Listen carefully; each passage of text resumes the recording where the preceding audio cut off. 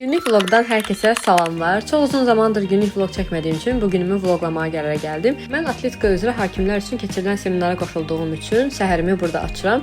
Gəlirəm seminara və seminarımız başlayır. 1 saat yarımdan sonra da bizim coffee breakimiz olur. Bizim kafemizdir uşaqlar. Çox gözəl və səliqəlidir. Mən ilk dəfə burada olurdum və çox bəyəndim. Coffee breakdə də çay, kofe, meyvə və şirniyyat hər şey var idi. Mən də bunları seçdim. 1 saatlıq fasilədən sonra yenidən ofisə qayıtdım və təbii ki də birinci gəlmişdim mən. Heç kim yox idi və seminara yenidən davam etdik. 2 saat yarımdan sonra seminarımız bitir və biz nahar yeməyinə gedirik. Yenidən bu kafeyə gəlirik. Burada qiymətlər çox münasibdir. İdman Akademiyasından üzbəüz yerləşir. Gəlib burada yeməyinizi yeyə bilərsiniz. Mən ən çox buranın aşı ilə toyuğunu bəyəndim. Çox dadlı idi. Həqiqətən 4 gün boyunca mən ancaq bunlardan yedim. Normalda da ayranı hər yerdə bəyənmirəm, amma buranın ayranı çox dadlı idi. Naharımızı bitirdikdən sonra mən universitetə İslam dəyişi təhsili üçün biz birlikdə çıxdıq və gəlirəm təbii ki də hara? Canım universitetimə.